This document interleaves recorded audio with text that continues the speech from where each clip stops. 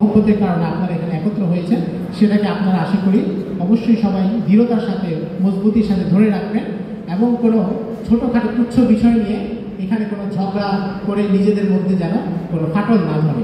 কারণ আপনারা জানেন এগুলো মানে কোনো গোপন কথা না যে আমি কোনো গোপন কথা ফাঁস করছি, এগুলো আপনারা জানেন সারা দেশে বিভিন্ন জায়গায় হয়।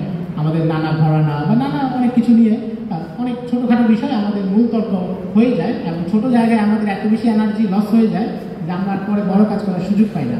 তো সেখান থেকে বেঁচে আমাদের মৌলিক টার্গেট, সবার একটা যে টার্গেট, নবীজি সাল্লাল্লাহু আলাইহি ওয়াসাল্লাম সকল মুমিনের জন্য আদর্শ, ইসলামের এই দিন সকল মুমিনের জন্য, আমরা সবাই সেই পথে অগ্রসর হই। নবীজির সিরাত বেশি করে জানি, দিন শিক্ষাকে ব্যাপক করি, সমাজে বাইরে যেখানে আছি আমরা সেখানে ব্যাপক করি এবং নিজেদের মধ্যে অযথা হানাহানি এবং যে বিষয়গুলো নিজেদের মধ্যে ফাটল ধরায় এই ধরনের কম প্রয়োজনীয় বিষয়গুলোকে আমরা বাহিরের জন্য রেখে দিই। কারণ প্রত্যেক বিষয় নিয়ে আপনি দেখবেন যে আমরা যদি কথা নাও বলি ওই বিষয়ে আরও হাজার মানুষ কথা বলছেন।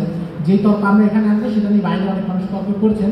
তো যেই তর্ক যারা করছেন সেটা তাদের কাছে রেখে আমরা সবাই একত্রে কীভাবে একটি ইলমি এবং সুন্দর পরিবেশ, মুসলমানদের একটা সোসাইটি, মুসলমানদের একটা সুন্দর পরিবেশ এখানে গড়ে তুলতে পারি, সেদিকে আমরা লক্ষ্য রাখি। আল্লাহ রাব্বুল আলামিন আমাদের সবাইকে তৌফিক দান করুন এবং কথাবার্তায় যদি আমার কোনো ভুল ত্রুটি থাকে এবং আপনারা যদি কোনো কথায় মনে কষ্ট পেয়ে থাকেন অবশ্যই ক্ষমা করবেন। ইনশাআল্লাহ এটা আমাদের প্রথম দেখা, আগামী দিনে দাওয়াতি ময়দানে এবং অন্য কোথাও আমাদের অবশ্যই আবার দেখা হবে। ততদিন পর্যন্ত আসসালামু আলাইকুম ওয়া রাহমাতুল্লাহ।